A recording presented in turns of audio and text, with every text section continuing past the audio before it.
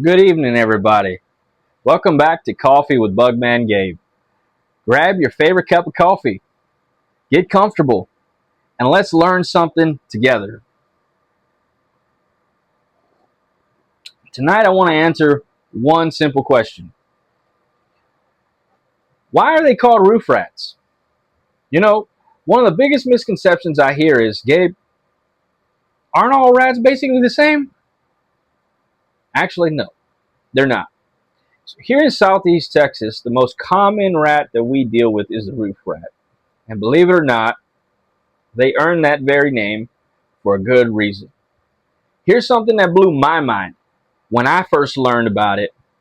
A roof rat's tail, it's actually longer than the rest of its body. Pretty wild, right? And that's just one way that we identify this rat. The long tail isn't just there for looks. It, it acts almost like a balancing pole, right? It allows them to run across fences, tree branches, power lines, even the roof line with incredible balance. And that's why we call them roof rats. Because unlike Norway rats, roof rats are exceptional climbers. They're far more likely to enter your home from above rather than below. Now let me ask you a question, if I may. When was the last time you looked at your roof? Or the tree limbs hanging over it? Are they touching? Most people don't, but roof rats do.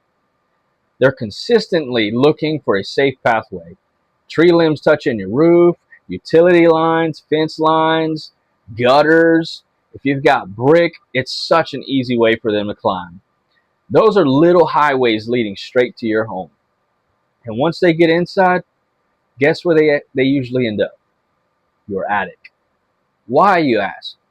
Because it's quiet, it's warm, it's protected from predators. And if you've got insulation, which most houses do, I hope you do. If you don't, we need to get that fixed. You've basically given them a comfortable place to build a nest. Another thing that makes roof rats interesting, in my opinion, they're creatures of habit, right?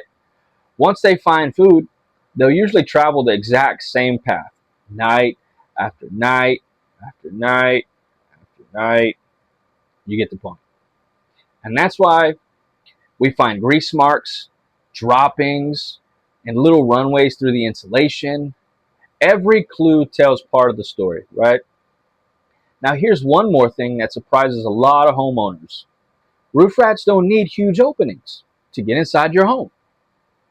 If there's an opening about the size of a nickel, that may be all they need. That's why during exclusions, I'm not looking for these giant holes. I'm looking for tiny, tiny opportunities because they can be the big problems, right? So tonight, here's your homework. The next time you're outside, take a slow walk around your home. Look up. Look at the trees. Look at your roof line. Sometimes the biggest clues we can find, they're not inside our home.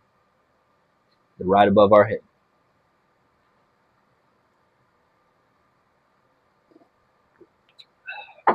I appreciate you spending a few minutes with me tonight.